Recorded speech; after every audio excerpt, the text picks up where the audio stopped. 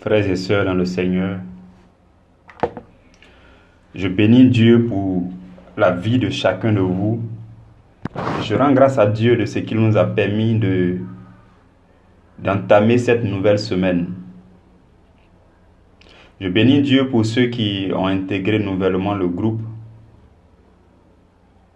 Je lui rends toute la gloire de ce que chaque jour, à la première heure, il nous réunit autour de sa parole afin de méditer un sous-thème. Et nous sommes en train de parler de la foi depuis ce mois. La semaine dernière, nous avons parlé de la nouvelle naissance et de la conversion. Et nous avons parlé aussi de la source de la foi. Nous avons dit que pour parler de foi, il faut être né de nouveau. Il faut faire partie de la grande famille, la noble famille des enfants de Dieu. Et pour faire partie de cette famille, il faut croire dans ton cœur que Dieu a ressuscité Christ d'entre les morts. Et il faut proclamer de ta bouche que Jésus-Christ est ton Seigneur et ton Sauveur. C'est ce que chacun de vous a fait pour devenir chrétien, pour faire partie de la famille des enfants de Dieu, là où la langue parlée est la langue de la foi. Et nous avons vu la semaine dernière également que la foi vient de la parole de Dieu. La foi vient de ce qu'on entend et ce qu'on entend de la parole de Dieu. Nous avons dit que la foi se base sur la parole de Dieu inscrite dans la Bible et révélée à nos cœurs lorsque nous méditons. Nous avons aussi parlé de la conversion pour dire que après notre nouvelle naissance, le travail continue. La nouvelle naissance, c'est pour la régénération de notre esprit. Et la conversion continuelle et quotidienne, c'est pour la régénération de notre âme. L'abandon progressif de chacun des péchés, des mauvais comportements dans notre vie, jusqu'à la sanctification de notre âme. Jusqu'à ce que notre âme atteigne un niveau de sanctification agréable au Seigneur. Cette semaine, si nous voulons donner un thème à tout ce que nous allons voir cette semaine, ça sera le trésor de la parole de Dieu. Le trésor de la parole de Dieu. Parce que on ne peut pas parler convenablement de la foi si on ne parle pas de la parole de Dieu, de la méditation de la parole, de l'importance de votre Bible. Aujourd'hui, beaucoup de Bibles sont abandonnées. Beaucoup de Bibles sont abandonnées à la poussière dans les coins et les recoins de la maison. Voilà pourquoi il est important de parler de l'importance de la Bible. Il est important que nous puissions reconnaître la valeur de ce qui est contenu dans la parole de Dieu que nous avons dans nos maisons, que nous avons en main. Et le sous-thème donc que nous allons partager aujourd'hui, frères et sœurs, c'est la toute première phrase de la définition de la foi dans la Bible. Dans le livre de Hébreux au chapitre 11, nous trouvons la définition de la foi que donne la Bible. La Bible dit: « Or la foi est une ferme assurance des choses qu'on espère et une démonstration de celles qu'on ne voit pas. » Dans ce verset, il y a une composition de deux phrases. La foi est une ferme assurance des choses qu'on espère. Ça, c'est la toute première phrase. Et la deuxième phrase, c'est que la foi est une démonstration de celles qu'on ne voit pas, des choses qu'on ne voit pas. Aujourd'hui, nous allons nous focaliser sur la toute première phrase. Et ce que je voudrais que vous compreniez dès le début, c'est que si vous avez compris la première phrase, c'est aussi la foi et la deuxième phrase, c'est la foi. Donc, c'est la première phrase et la deuxième phrase qui forment la foi dans sa totalité. Pour dire que si vous avez une ferme assurance des choses que vous espérez et que vous ne démontrez pas ce que vous ne voyez pas, ce n'est pas encore la foi. Donc c'est à deux niveaux. Aujourd'hui et peut-être durant toute la semaine et jusqu'à la semaine prochaine, nous allons nous appuyer sur la première phrase seulement, qui dit que la foi est une ferme assurance des choses qu'on espère. On ne peut pas parler de foi si vous n'espérez rien.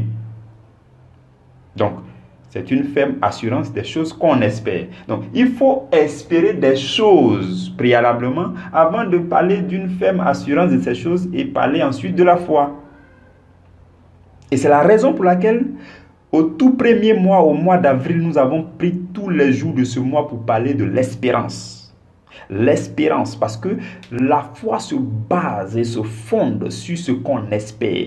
Si vous n'espérez rien, vous ne pouvez pas parler de la foi pour obtenir la chose. Et lorsque nous étudions le mot espérance durant ce mois d'avril, nous sommes parvenus à démontrer que la chose la plus grande à espérer dans ce monde, c'est le salut éternel. Nous avons dit que le plus grand besoin de l'humanité, c'était le besoin de vivre longtemps, parce que le plus grand danger pour toutes les espèces vivantes, c'était le danger de la mort. Tout le monde a peur de la mort. Depuis la nuit des temps, tout le monde a peur de la mort. Même les animaux, y compris les arbres, tout ce qui vit a peur de la mort. Et cette crainte-là va susciter le besoin de vivre éternellement. Donc chacun a comme en lui, au fond de lui, la soif de vivre éternellement. Chacun veut vivre éternellement. Et donc c'était le problème de l'humanité. C'était le besoin le plus important de l'humanité toute entière. Et personne n'avait pu répondre à cette question. Personne n'avait pu satisfaire ce besoin avant Jésus-Christ. Ce n'est qu'avec l'avènement de Jésus-Christ que Jésus a proclamé sur tous les toits que l'homme peut espérer la vie éternelle. L'homme peut obtenir la vie éternelle. Et même, il a dit à Nicodème dans Jean chapitre 3, verset 16 que Dieu a tellement aimé le monde qu'il a envoyé son Fils unique afin que quiconque croit en lui ait la vie éternelle et qu'il ne périsse pas. Donc Jésus est venu avec cette bonne nouvelle à toute l'humanité. Malheureusement, tout le monde n'a pas encore vu, tout le monde n'a pas encore saisi quelle est cette bonne nouvelle. Jésus a envoyé la bonne nouvelle du salut éternel. Jésus est venu nous annoncer que nous pouvons vivre éternellement et que la mort dont nous avions peur là, cette mort peut être vaincue et que nous pouvons vivre éternellement. Voici ce que Jésus a envoyé comme espérance. Et nous avons dit que l'espérance de la vie éternelle était la chose la plus grande à espérer. Donc, la plus grande chose à espérer, c'est l'espérance de la vie éternelle. Mais en dessous de tout ça, pendant que nous sommes encore en vie ici sur cette terre, nous pouvons espérer bien d'autres choses. De sorte que vous et moi, nous pouvons espérer avoir un bon mariage. Nous pouvons espérer avoir une famille où tous les enfants vivent à la gloire de Dieu. Nous pouvons espérer une belle maison. Nous pouvons espérer que la réussite dans toutes nos affaires. Nous pouvons espérer une belle femme. Pour ceux qui ne sont pas encore mariés, vous pouvez espérer une belle voiture. Vous pouvez espérer tout ce que vous désirez sur cette terre. Et ce que nous avons dit, c'est que pour tous ceux qui sont en Jésus-Christ, et qui espèrent la plus grande espérance, qui est l'espérance de la vie éternelle, pour tous ceux-là qui sont en Jésus-Christ, ceux-là peuvent obtenir bien d'autres choses qu'ils espèrent. Bien d'autres choses que vous espérez, vous pouvez les obtenir. Et cela s'obtient par la foi. Cela s'obtient par la foi. Mais, à partir de la première phrase de Hébreux chapitre 11, verset 1 que nous venons de lire, nous nous rendons compte que la foi en question, c'est la ferme assurance des choses qu'on espère. C'est-à-dire que vous avez espéré, je prends un exemple pour que chacun puisse bien comprendre. Si vous avez espéré avoir une voiture, une BMW, je dis n'importe quoi, X7. Si vous voulez, vous avez ça comme besoin, comme espérance. C'est-à-dire c'est ce que vous espérez, la chose que vous espérez. Donc, si vous espérez ça et que vous n'avez pas la ferme assurance de la chose, vous ne pouvez pas l'obtenir. Donc, vous devez avoir les détails sur la chose. Les détails, peut-être que tout le monde ne comprend pas, mais vous savez que vous avez une conviction interne que vraiment, quoi qu'il en soit, vous aurez cette voiture. Vous l'espérez. Vous ne pouvez pas expliquer les raisons, mais vous avez la conviction interne. Vous avez cette raison profonde-là que il y a une voie par laquelle vous pouvez passer pour obtenir cette voiture-là. Vous avez la ferme assurance. Et pour avoir la ferme assurance, il faut en savoir plus sur la chose.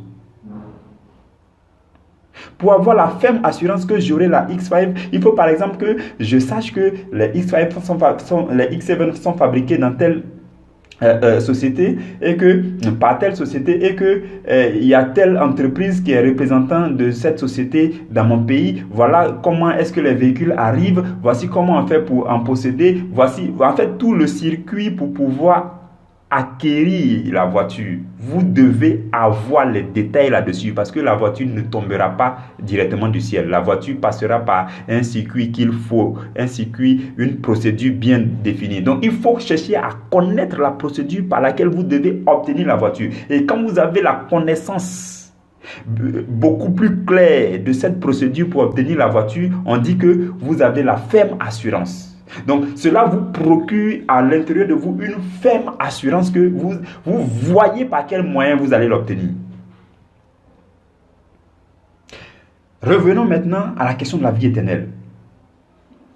Vous pouvez espérer toute autre chose, mais ce n'est pas ça le plus important. Si vous êtes en Christ et que vous avez la foi dont nous sommes en train de parler, vous pouvez obtenir tout ce que vous espérez.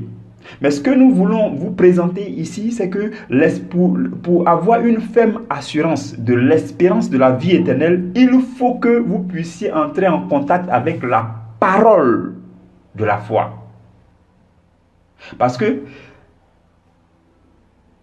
il y a des paroles qu'il faut connaître. Il y a des choses qu'il faut découvrir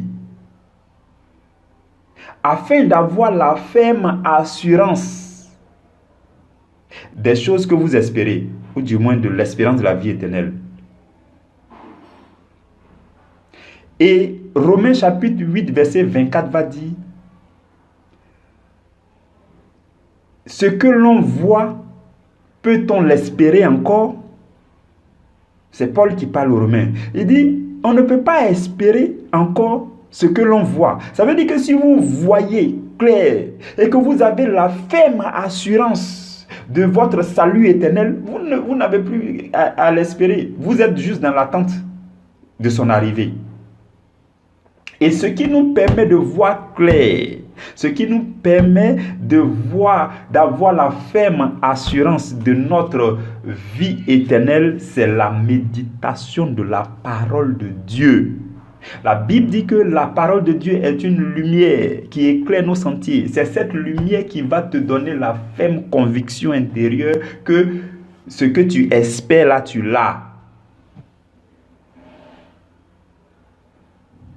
Voilà pourquoi il est important de méditer la parole. La parole nous procure, et regardez bien, il est dit une ferme assurance. Le mot ferme et puis affermi sont de la même famille. Or, nous entendons partout que c'est la parole de Dieu qui affermit. Donc, la parole de Dieu va vous affermir dans votre être intérieur, va vous procurer ce qu'on appelle une ferme assurance. Et cette ferme assurance-là va vous donner la conviction que vous avez la vie éternelle. Voici pourquoi parmi les croyants, il y a beaucoup qui savent qu'ils ont déjà la vie éternelle. Et on parle du casque du salut. J'ai mon casque du salut. Aujourd'hui, Satan ne peut pas venir s'arrêter devant moi pour dire que je n'ai pas le salut et puis je vais croire. Non. Ce n'est pas possible parce que j'ai parcouru la Bible, j'ai découvert ce que la Bible dit à propos du salut éternel. J'ai suffisamment de lumière pour m'éclairer sur le chemin qui mène jusqu'à la vie éternelle. Donc personne ne peut venir me dire que je suis égaré et puis je vais croire. Non. Donc pour avoir la ferme assurance de ce que vous espérez, vous devez en savoir sur la chose. Pour avoir la ferme assurance de votre vie éternelle, vous devez découvrir, aller en profondeur de la parole de Dieu pour découvrir beaucoup de choses, beaucoup de pensées profondes de Dieu, afin que ces choses-là puissent vous affermir dans votre être intérieur. Tout ce que nous sommes en train de démontrer, c'est que nous devons aller à travers la parole. C'est la parole de Dieu, la méditation de la parole de Dieu qui nous confère, qui nous procure, qui nous communique une ferme assurance. La ferme assurance à propos de notre salut. La ferme assurance à propos de la plus grande espérance qui est l'espérance du salut. Donc la foi est une ferme assurance des choses qu'on espère. La foi est une ferme assurance des choses qu'on espère. La chose que nous, vous et moi, nous espérons, c'est le salut éternel.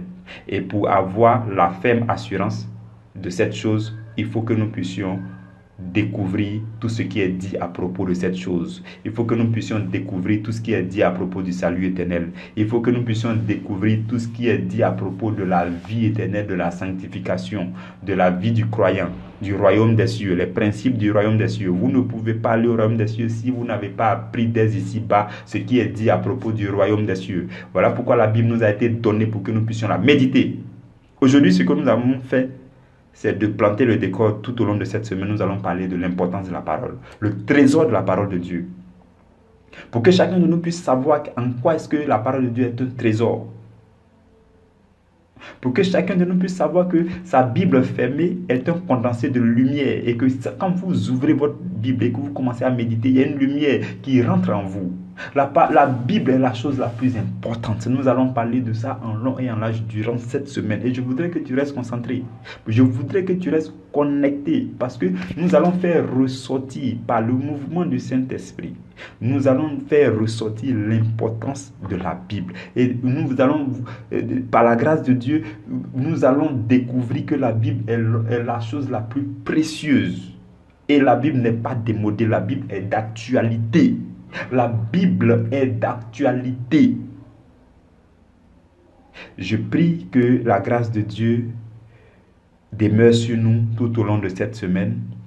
Je prie que le Seigneur nous donne la force d'aimer sa parole, de dévorer sa parole de plus en plus. La Bible dit, l'homme ne se nourrira pas seulement de pain, mais de toute parole qui sort de la bouche de l'Éternel. Ce qui est sorti de la bouche de l'Éternel a été transcrite et inscrite dans ta Bible.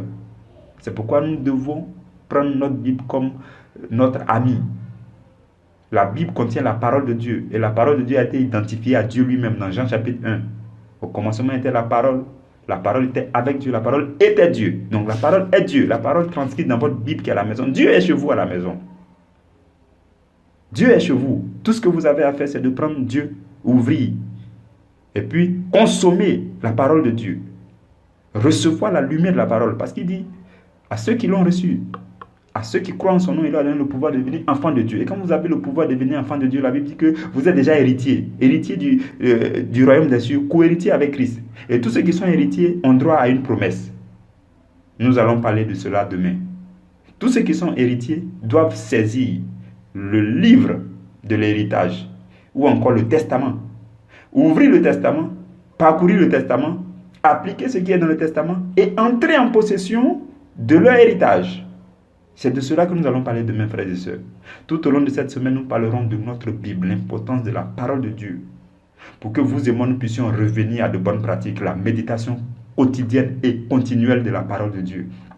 Que la grâce de Dieu demeure chez vous, que Dieu vous bénisse. Je souhaite une très bonne semaine à chacun de vous. Que la main de Dieu soit sur vous dans toutes vos activités. Que toutes choses concourent à votre bien parce que vous aimez l'Éternel. Que tout ce qui doit contribuer à votre succès vienne à vous tout au long de cette semaine. Et que tout ce qui allait être blocage et qui a été planifié par Satan, ces choses reculent de devant de vous dans le puissant nom de Jésus-Christ de Nazareth. Amen.